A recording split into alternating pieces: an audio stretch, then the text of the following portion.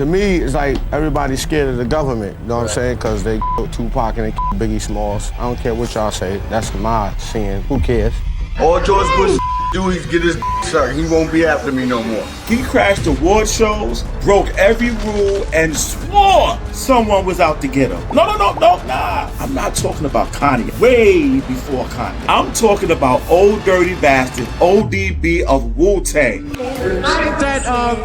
I went and bought me an outfit today that costed a lot of money today. You know what I mean? Because I figured that Wu-Tang was going to win. Puffy is good, but Wu-Tang is the best. And even though he had that wild persona, there was a fear that he just couldn't shake. I'm not crazy at all, okay? Everybody always saying that Dirty is crazy. Dirty is not crazy at all. What exactly was he running from? Could it have been the feds, or was it all just in his head? I don't know, G. They on my ass, you know what I'm saying? I don't know how to shake these cats. You know what I'm saying? These are the big cats, John. I'm talking about these motherfuckers.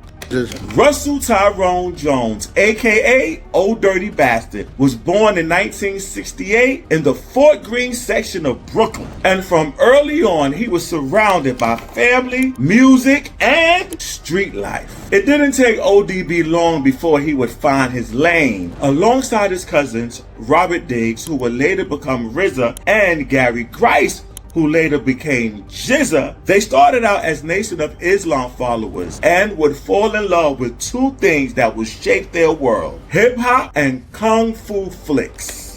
It was RZA, his cousin Jizza, and his other cousin Old Dirty Bastard that they were super close. Now, Old Dirty Bastard and Jizza, they were from Brooklyn.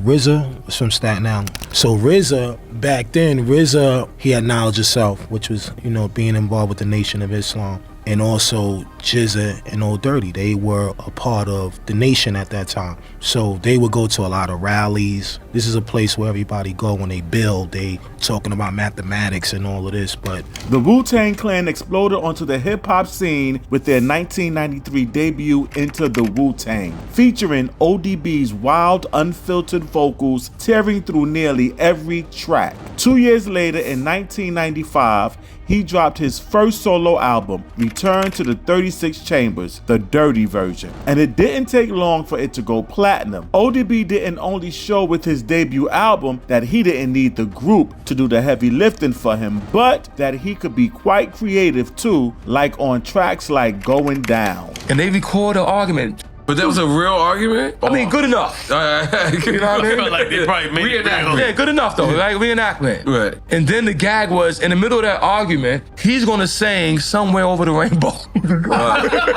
How often did he do that? Did he insert his vision on the tracks for his? I mean, no, for me and him, yes. That same year, in a move nobody saw coming, ODB linked up with pop superstar Mariah Carey for the remix of her hit song Fantasy. It was the first type of crossover that raised eyebrows at first, but when the track dropped, it was pure magic.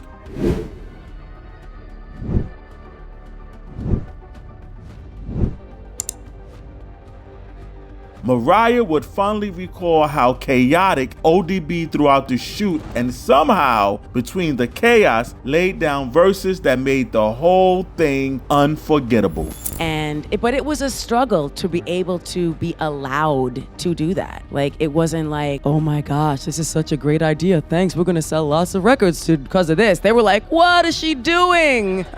They really didn't understand, and it just became a thing. And then even when, I was fortunate enough to have Old Dirty Bastard on the record because I was a huge fan. May he rest in peace. I was a huge fan of 36 Chambers, and I was like, come on.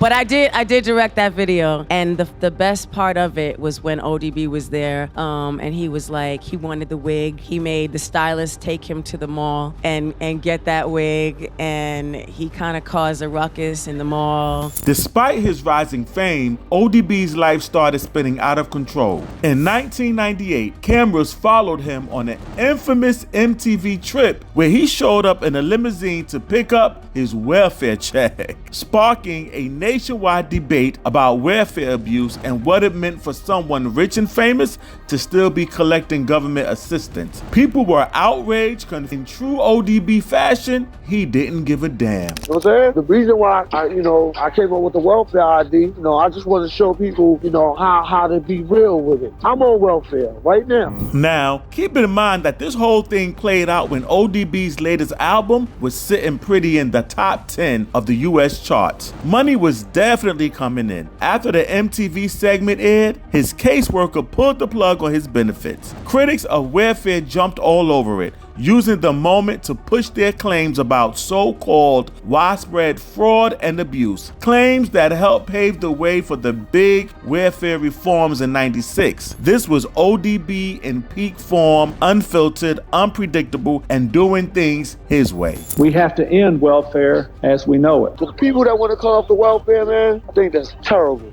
You know how hard it is for people to live without nothing. You owe me 40 acres and a mule anyway. ODB wasn't done making headlines just yet. In fact, all through the 90s, in his peak, Dirt was leaving his footprints everywhere, including the Grammy stage. What did he do this time? The year was 1998, when ODB crashed the stage at the Grammys during Sean Coven's acceptance speech. You could say Kanye pulled off from the ODB playbook when it came to storming the stage. With zero warning, he snatched the mic and went off, saying Wu-Tang should have won the award for Best Rap Album instead of Puff Daddy. Please calm down. The music and everything. I went and bought me an outfit today that costed a lot of money today. Thinking that Wu-Tang was gonna win. Puffy is good, but Wu-Tang is the best. Okay? That same year in '98, away from the cameras and the chaos, ODB quietly became a real-life hero. Now, after witnessing a car accident, he reportedly lifted a burning vehicle to save a trapped 4-year-old girl. Now, Dirt did visit the girl in the hospital under a fake name, trying to be all low-key, but didn't work because once the press found out, the story just blew up, and proving that behind the madness was a man with a big, predictable heart. Hey, by the way, old dirty bastard helped a kid out the other day. Did you hear about this? No, what happened? You saved a little girl's life the other day, didn't you? Yes. You did. Listen to this. Some girl was hit by a car. Dirty lifted the car off of her like Superman. What? Yeah. He mobilized an effort to rescue this girl. Did you read about it in the paper? No. Yeah, I read about it. But behind all the wild moments and public stunts, ODB was somewhat of an anti-establishment type. I mean, he was quite critical of the government and believed that they had a hand in all of the bad stuff that was going on in rap music. And he was also convinced that the government was watching him and trying to take him. But with his ongoing battles with alcohol and drug use, most people just chalked it up to being paranoid. To them, it just sounded like another high-fueled rant from someone spiraling out of control. Let me let y'all know how I feel. To me, it's like everybody's scared of the government, you know what I'm saying? Because they Tupac and they Biggie Smalls. I don't care what y'all say. That's my seeing. Who cares? I'm just letting y'all know, y'all can be afraid of the government all y'all want to. Y'all been afraid of the government for 29 years. Y'all ain't telling me I was Jesus, so it's okay. I love you. Don't, you know what I'm saying? I'm just letting y'all know all that afraid of the government stuff, you know what I'm saying? That's dead in my life. Cause I got special things to put on people. In all of his Rage Against Machine rants, Dirt's crew never took him seriously. To them, he was probably tripping on some conspiracy. Ghostface Killah, who was part of Wu-Tang and was quite close to ODB, once granted an interview where he talked about how Dirt used to just burst out with warnings, saying something along the lines of, "Yo, the government's on us. They gonna try to kill me." Even Steve Rifkin, the head of Loud Records, and someone who truly believed in ODB, said the rapper would hide in his office twice a week, afraid someone was coming for him. At first, Rifkin thought it was just the drugs messing with his mind, until he made a few calls. That's when reality hit. The cops were really watching. ODB wasn't exactly quiet about it either. From the 90s till he passed away, he would straight up tell reporters, cameras, radio hosts, anybody that the CIA was after him and that he wasn't losing his mind like the media tried to portray him. This is Dirty, man. What's up? Yo, what's up, man? Ain't nothing, brother. How you doing, baby? I'm all right, man. That's good. Yo, you go spread the word that the CIA, if I die, the CIA killed me, okay? I'm not playing, I'm serious. I'm not crazy at all, okay? Everybody always saying that Dirty is crazy. Dirty is not crazy at all. Dirty just foresee a lot that a lot of people don't foresee.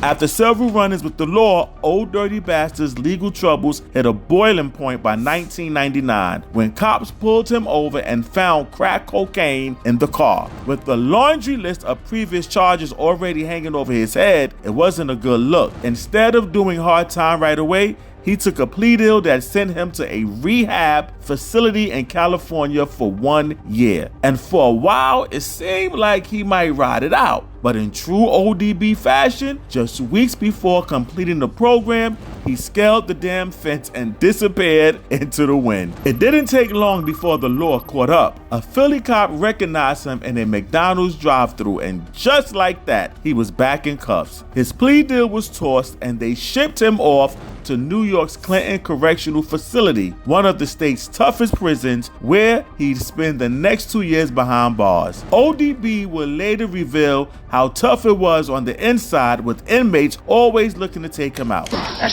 wasn't like that for me, Don. When I was in prison, all I heard was we are ODB.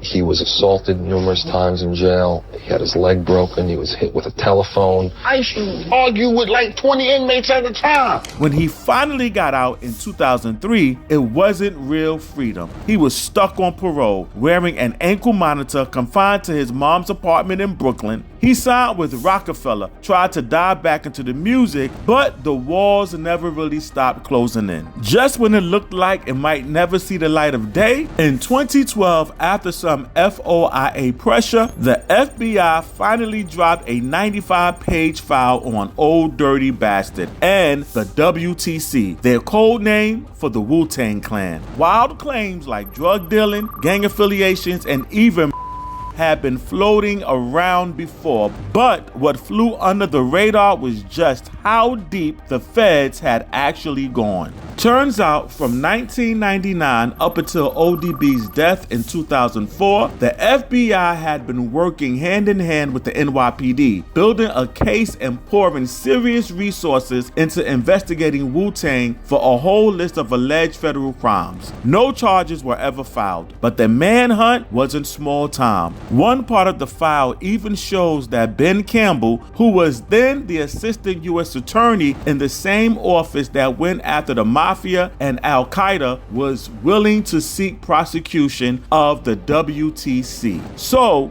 basically, the feds were treating Wu-Tang like they were a full-blown criminal enterprise, not just a group of rappers selling platinum records. So I guess in the early 90s, the FBI were trying to put a RICO on you guys. They always trying to RICO on us. The only why they started this RICO is because we all got it. And unfortunately, ODB collapsed and died of a drug overdose 2 days before his 36th birthday. Turned out, he was just being paranoid. And maybe he was just one of the only ones yelling loud enough for the world to hear. But by the time they listened, he was already gone. Rest in power, Dirt. We really miss you. On that note, y'all, go ahead and leave a comment, like, share, and if you're in the mood, get some of the merch. All right? Until next time, peace and blessings.